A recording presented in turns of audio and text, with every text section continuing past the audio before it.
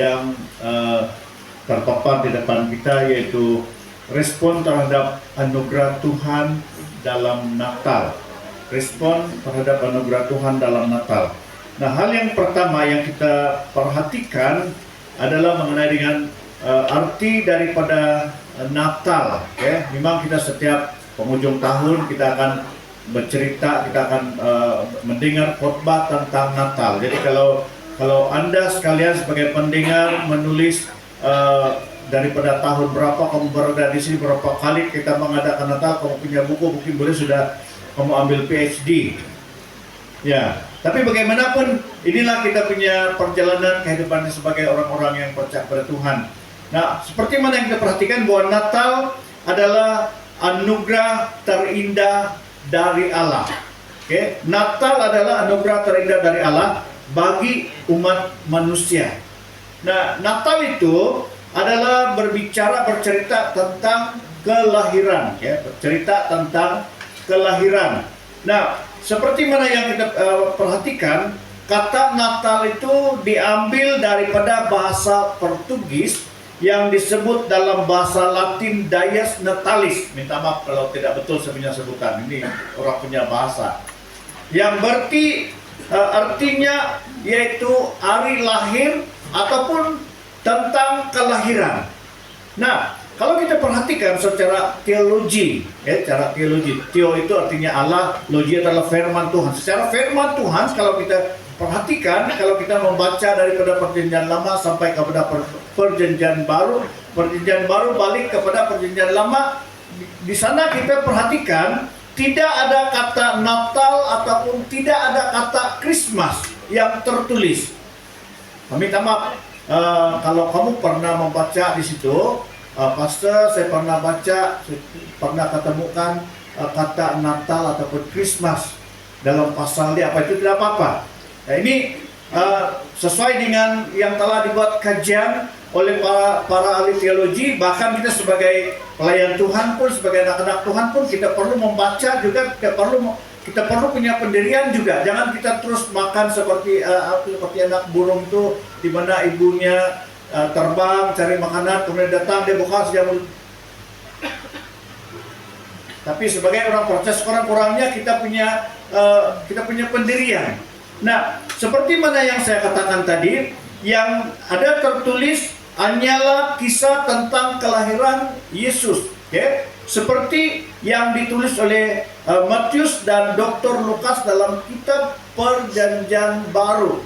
Walaupun di dalam Perjanjian Lama itu menubuatkan tentang ada raja yang akan lahir, tetapi yang secara yang kita perhatikan secara real di sini, di mana Lukas dan Matius membicarakan tentang kelahiran, tentang kelahiran. Nah, sehingga apa yang kita perhatikan, di mana Matius dia menulis tentang kisah kedatangan orang-orang Majus dari timur ke Yerusalem, di mana mereka bertemu dengan Raja Herodes, dan di mana mereka bertanya di manakah raja orang Yahudi yang baru dilahirkan itu, karena kami telah melihat bintangnya di timur. Ini perspektif yang dimana kita perhatikan, dimana mereka perhatikan ada suatu bintang yang besar, dan sehingga mereka katakan ada raja orang Yahudi yang baru lahir, dan mereka pergi ke Yerusalem bertemu dengan Raja Herodes. Raja Herodes adalah seorang raja yang memerintah Yerusalem pada ketika itu, dan mereka harus hormat kepada raja. Nah, oleh hal yang demikian, seperti mana yang kita perhatikan, satu hal yang dalam kerinduan mereka di sini, di mana mereka datang untuk menyembah dia, raja orang Yahudi yang baru lahir itu, bertemu dengan Herodes, dan mereka bertanya di mana raja orang Yahudi yang baru lahir itu, karena kami datang untuk menyembah dia. Menyembah dia itu salah satu matlamat tujuan mereka untuk bertemu dengan Raja Herodes, dan mereka menyembah dia. Nanti kita akan perhatikan hal yang seterusnya. Nah, kemudian yang kedua daripada kajian daripada Dr. Lukas, kalau kita perhatikan, di mana Lukas menceritakan kedatangan bala tentara surga, bala tentara surgawi. Kalau kita melihat di dalam Lukas pasal 2 ayat 8 sampai kepada ayat yang ke-13, kita perhatikan di mana bala tentara surga datang kepada para gembala yang sedang menjaga kawanan mereka pada waktu malam di padang. Nah, apa yang berlaku di sini di mana para gembala mereka dalam keadaan yang ketakutan. Saudaraku yang dikasih dalam Tuhan Yesus Kristus, dikatakan kalau kita perhatikan di daerah itu ada gembala-gembala yang tinggal di padang menjaga kawanan ternak mereka pada waktu malam. Nah, para gembala dalam keadaan yang takut ketika mereka melihat Tuhan memberitahu kepada mereka ada seorang raja yang baru lahir. Saudaraku yang dikasih dalam Tuhan Yesus Kristus, kalau kita perhatikan, walaupun kata Natal tidak ada tertulis di dalam Alkitab, namun Natal itu adalah anugerah terindah dari Allah Bapa Surgawi bagi umat manusia. Oke, Natal tak akan berarti kalau Yesus tidak lahir, kalau tidak ada kelahiran. Jadi, apa yang dapat kita perhatikan bahwa kelahiran Yesus Kristus adalah menandakan hadirnya Allah dalam wujud manusia di tengah kehidupan manusia yang sudah rusak. Nah, dalam Matius pasal 1 ayat 21, ia akan melahirkan anak laki-laki dan engkau akan menamai dia Yesus, karena dialah yang akan menyelamatkan umatnya dari dosa mereka.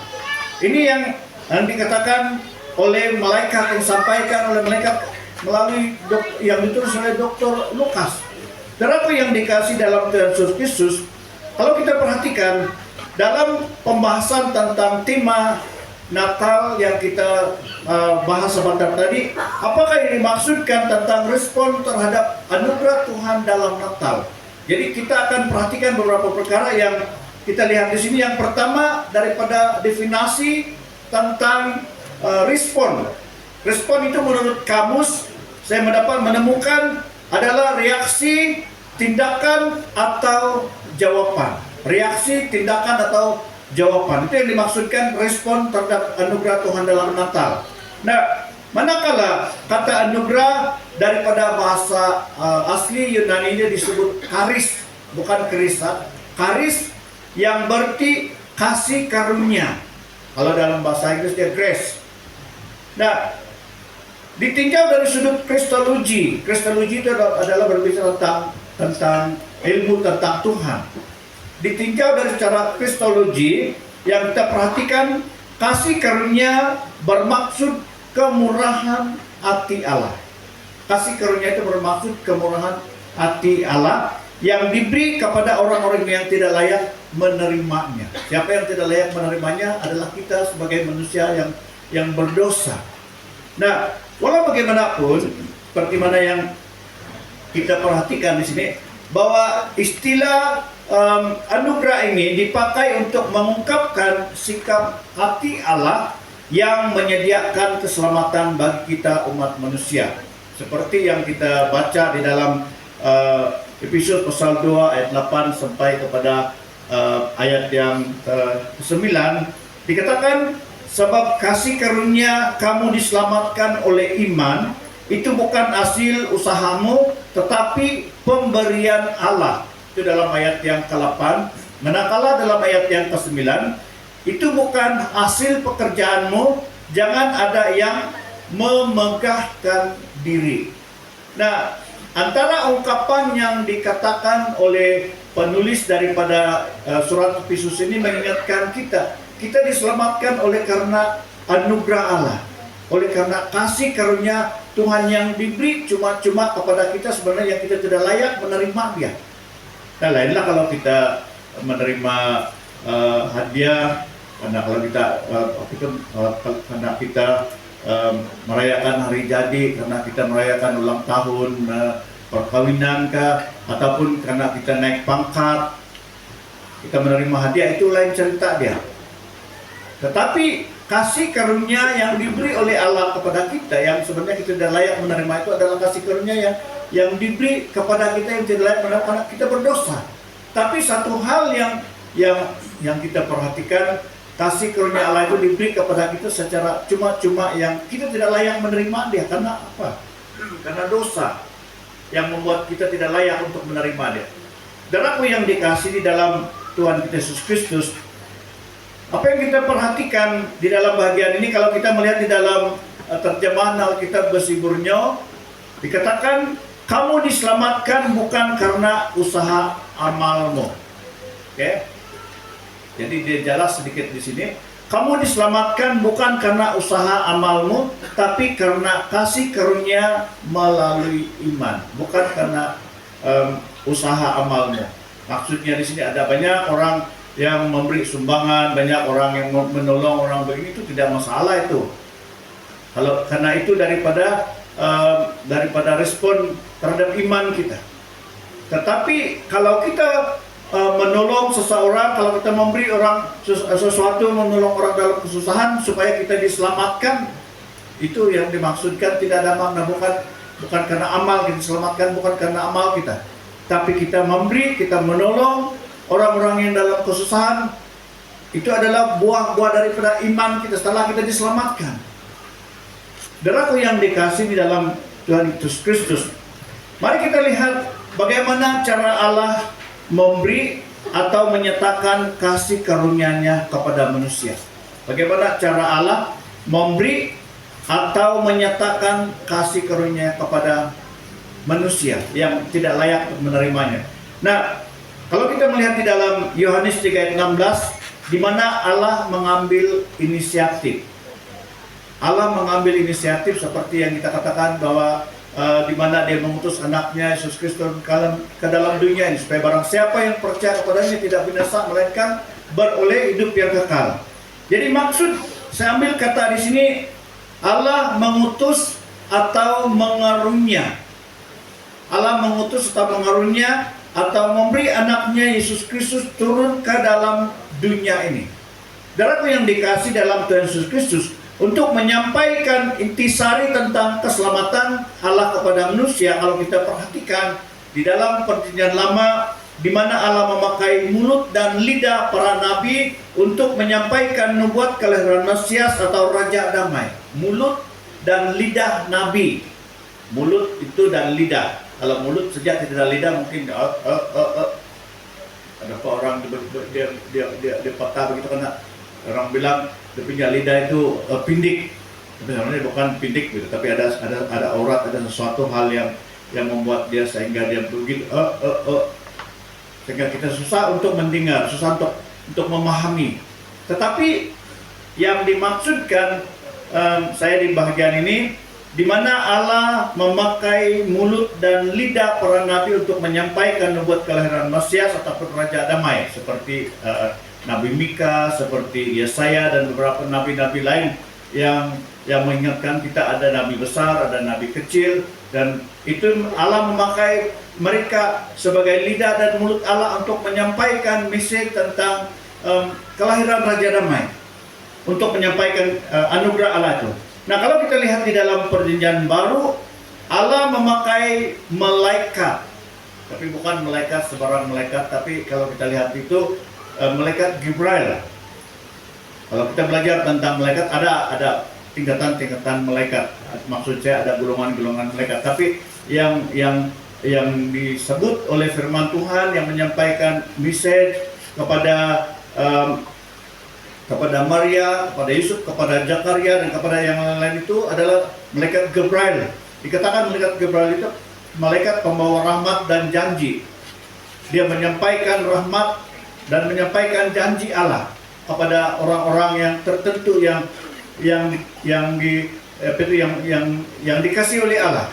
Nah, oleh karena itu dalam Perjanjian Baru Allah memakai malaikat menyampaikan kabar gembira kepada Yusuf dan Maria tentang kelahiran Yesus yang menjadi juru selamat manusia.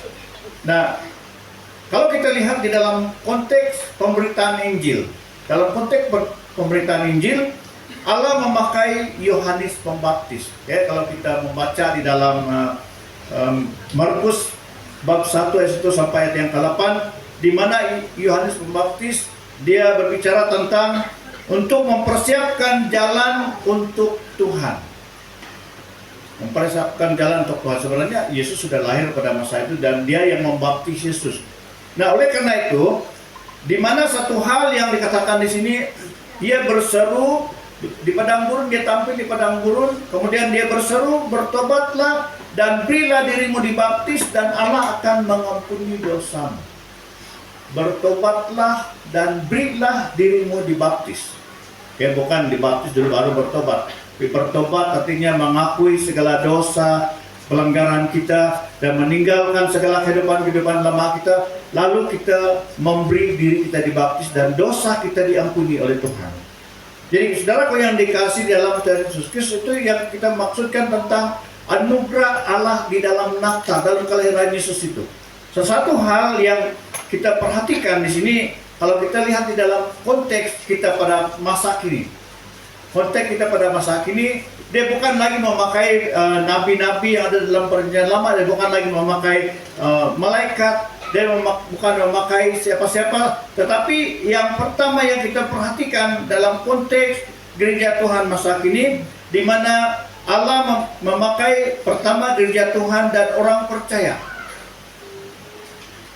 Bukan hanya kepada pastor, bukan hanya kepada pemimpin-pemimpin gereja, tapi kita yang sudah percaya. Nah, kalau kita lihat di dalam Yohanes 1 ayat 12, semua orang yang menerima dia diberinya kuasa supaya menjadi anak-anak Allah. Jadi kalau kita diberi kuasa menjadi anak-anak Allah, kita boleh berdoa, tumpang tangan untuk orang yang sakit, orang sakit akan sembuh.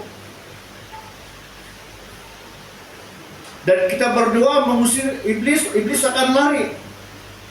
Bukan karena kehebatan kita, tapi karena Allah menyertai kita, karena Allah mengurapi kita. Ada amin? Inilah yang kita perhatikan, di mana Allah bukan bukan Allah kembali memakai malaikat, nabi-nabi, tetapi dalam konteks kita pada masa sekarang adalah gereja Tuhan. Dalam konteks kita pada masa ini adalah orang-orang percaya, termasuk semua kita yang sudah percaya kepada Tuhan Yesus Kristus. Nah, apa respon manusia? Kalau kita perhatikan, apakah respon manusia pada masa kini terhadap anugerah Allah dalam Natal? Saudaraku yang dikasih dalam Tuhan Yesus Kristus, yang pertama yang kita perhatikan, ada yang menolak Natal itu dengan berbagai alasan. Menolak Natal dengan berbagai alasan, kesibukan dan lain-lain. Maksudnya di sini, oh tahun ini kami tidak bernatal, ini kami sibuk. Apa sibuk kok? Saya baru kawin begini. Ada yang baru kawin yang tidak perlu perayaan Natal. Tunggu nanti tahun depan dia lahir, anak istri dia mengandung, kemudian melahir, lalu anak dia diberi nama Maria. Kalau laki-laki perempuan, kalau wanita diberinya siapa? Yusuf atau Joseph, Mary atau Maryam. Ya, biasanya kalau dalam suku Lundaya, suku Murut, mereka selalu bagi nama Maryam. Ya, Maryam itu daripada Mary kan, daripada Maria juga.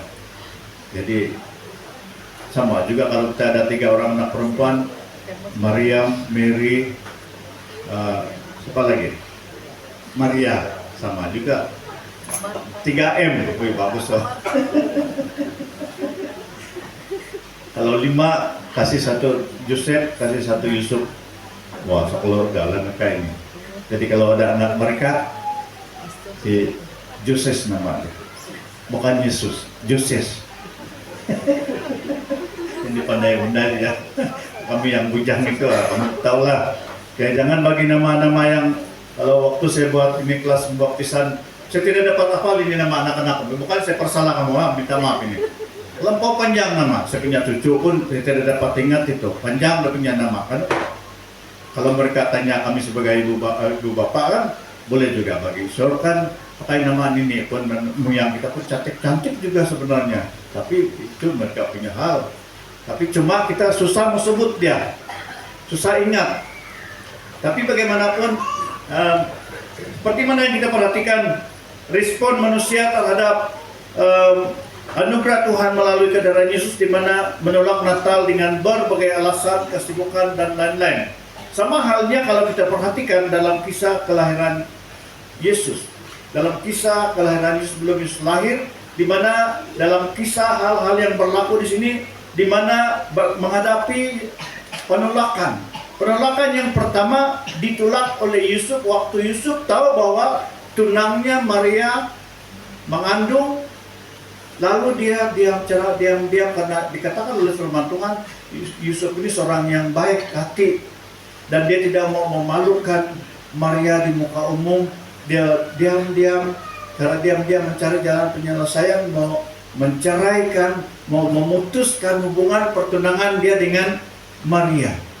Tapi waktu dia menimbang hal-hal itu, dia berpikir, tiba-tiba malaikat Tuhan muncul di dalam tidur, dalam mimpi dia. Lalu dia kata, Yusuf anak Daud, janganlah kau takut mengambil Maria menjadi istrimu, yang sesungguhnya Maria ternyata mengandung pada Roh Kudus. Nah, oleh karena Yusuf seorang yang baik hati, apa yang dia lakukan? Apakah dia teruskan rancangan dia itu? Tidak. Karena dianggap itu satu anugerah Allah kalau dia menjadi bapa kepada Yesus secara jasmani. Lalu dia bangun dan mengambil Maria menjadi istrinya yang sungguh.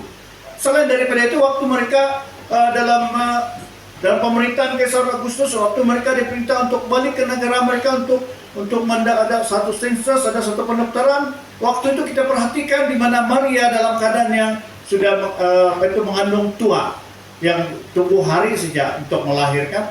Nah, di mana tiba-tiba Maria dia sakit bersalin dan mereka mencari tempat untuk mereka bermalam untuk melahirkan, tidak ada tempat. Dikatakan ditolak oleh penginapan. Nah, sehingga berlakunya kelahiran di kandang binatang yang menjadi suatu kebanggaan bagi kita. Meskipun Yesus dilahirkan dalam kandang binatang, tapi itu melambangkan kesederhanaan Yesus di mana dia turun ke dalam dunia ini mengambil rupa sebagai manusia yang berdosa, dan bagaimana dia dapat menyatakan kasihnya kepada kita. Saudaraku yang dikasih dalam Tuhan Yesus Kristus, selain daripada juga kalau kita perhatikan juga tentang Raja Herodes, kedatangan orang Majus datang ke Yerusalem bertanya kepada Herodes, di manakah raja orang Yahudi yang baru lahir itu. Dan Herodes kumpulkan semua imam-imam kepala dari ahli Taurat dan termasuk orang-orang Majus, dan dia bertanya di mana dan bila dan di manakah mereka melihat bintang itu, di manakah Yesus lahir. Satu hal yang dikatakan, pergilah kamu ke Betlehem dan kamu selidikilah hal mengenai anak itu. Kalau kamu tahu, kalau betul-betul dia lahir, segeralah kamu balik kepada saya dan saya akan kembali dan saya akan datang untuk menyembah dia. Dan itu satu hal yang kita perhatikan di dalam perjalanan kehidupan Raja Herodes. Herodes menolak kelahiran Yesus itu dengan pembunuhan. Nah, oleh karena itu malaikat Tuhan sekali lagi muncul kepada orang-orang Majus memberitahu, jangan kamu kembali kepada Herodes, kamu kembali ikut jalan lain, karena Herodes ternyata bukan dia mau menyembah anak, tapi dia mau membunuh. Nah, ketika Herodes tahu, dia bilang, oh rupanya saya ini ditipu oleh orang-orang Majus. Dia keluarkan satu perintah supaya membunuh anak laki-laki, bukan anak perempuan, anak laki-laki yang berumur 2 tahun ke bawah. Dalam arti kata di sini, oh kalau begitu terbunuhlah Yesus itu. Kan ini yang kita perhatikan tentang kisah Herodes. Saudaraku yang dikasih dalam Tuhan Yesus Kristus, apa yang kita perhatikan di sini dalam arti kata menolak Natal berarti kita menolak Yesus. Ya, menolak Natal berarti kita menolak Yesus. Nah, karena Natal adalah berbicara tentang kelahiran Yesus. Karena Natal itu adalah berbicara tentang pribadi Yesus yang telah turun ke dalam dunia ini, menyelamatkan kita. Nah, inilah yang maksudkan oleh firman Tuhan untuk kita pada malam hari, mengingatkan kita tentang respon kita terhadap anugerah Allah di dalam Natal, anugerah Tuhan dalam Natal, yang mengingatkan kita diselamatkan oleh karena anugerah Tuhan, bukan karena amal ibadah kita, bukan karena kebaikan kita, bukan karena kepintaran kita, tapi karena anugerah Allah semata-mata. Saudaraku yang dikasih dalam Yesus Kristus, mari kita menjadi saksi Kristus dimanapun kita berada dan dalam keadaan apapun. Inilah message daripada firman Tuhan yang kita mau belajar bersama-sama pada malam hari ini, yang mengingatkan kita respon terhadap anugerah Tuhan dalam Natal. Saya tidak tahu apa respon kamu secara pribadi, tapi mari kita meresponi respon yang positif, menerima Yesus sebagai Tuhan dan Juru Selamat pribadi kita. Karena Yesus tidak akan dilahir dua kali, tapi yang secara pribadi kita, kalau kita belum menyerahkan kehidupan kita sungguh-sungguh kepada Tuhan, kita dalam kesempatan yang indah ini, mari kita menyerahkan kehidupan kita, membuka hati kita, mengundang Yesus Kristus masuk ke dalam hati kita sebagai Tuhan dan Juru Selamat pribadi kita. Dan kita akan menerima keselamatan, kita akan menerima kehidupan yang kekal yang Tuhan sediakan bagi kita sebagai orang-orang yang percaya kepada Tuhan. Inilah message daripada firman Tuhan yang kita belajar bersama-sama pada malam hari ini. Apabila kita sudah menerima sebagai Tuhan dan Selamat pribadi kita, kita akan menjadi saksi Kristus. Kita akan membawa berita damai sejahtera itu, sampaikan kabar sejahtera itu, damai sejahtera itu, keselamatan kepada orang yang memerlukan kehidupan keselamatan. Sama halnya seperti kita menyalakan lilin, contoh pada malam hari ini mengingatkan kita di mana kita, lilin itu menggambarkan turun ke dalam dunia ini, menerangi dunia yang penuh dengan kegelapan, menerangi hidup kita yang penuh dengan kejahatan. Dan apabila kita sudah diterangi oleh Yesus, terangi oleh terang Tuhan, dan marilah kita bersinar, kita menyebarkan terang Tuhan itu kepada orang-orang yang ada di sekeliling kita. Inilah message daripada firman Tuhan yang kita belajar bersama-sama pada malam hari ini. Mari kita berdoa. Allah Bapa yang ada dalam kerajaan surga, Bapa kami yang kami kenal dalam Tuhan Yesus, kami bersyukur dan berterima kasih kepada Tuhan karena kami telah belajar daripada firman Tuhan. Kami diperingatkan bahwa Natal itu mengingatkan kami tentang kelahiran Tuhan Yesus yang telah menjadi Tuhan dan Juru Selamat pribadi kami, yang telah membebaskan kami daripada hukuman maut, memberikan kami kehidupan yang baru di dalam Engkau, sehingga kami menjadi anak-Mu dan milik-Mu yang abadi dalam Engkau. Terima kasih Tuhan, biarlah firman Tuhan yang telah kami belajar bersama pada malam hari ini menjadi satu rima yang tetap terus berbicara dalam hati kami dan mengingatkan kami agar kami tetap memiliki respon positif tentang kelahiran Yesus, menerima Yesus sebagai Tuhan dan Selamat pribadi kami Tuhan. Terima kasih Bapak, materaikan firman-Mu yang telah kami belajar bersama pada malam hari ini agar menjadi satu benih yang tumbuh dan berbuah berlipat ganda dalam kehidupan kami Tuhan. Terima kasih Bapak, terpujilah nama-Mu Tuhan Yesus Kristus. Ini doa kami Tuhan, di dalam dan atas nama Tuhan Yesus Kristus yang sudah menjadi Tuhan dan Juru Selamat pribadi kami sudah berdoa. Amin.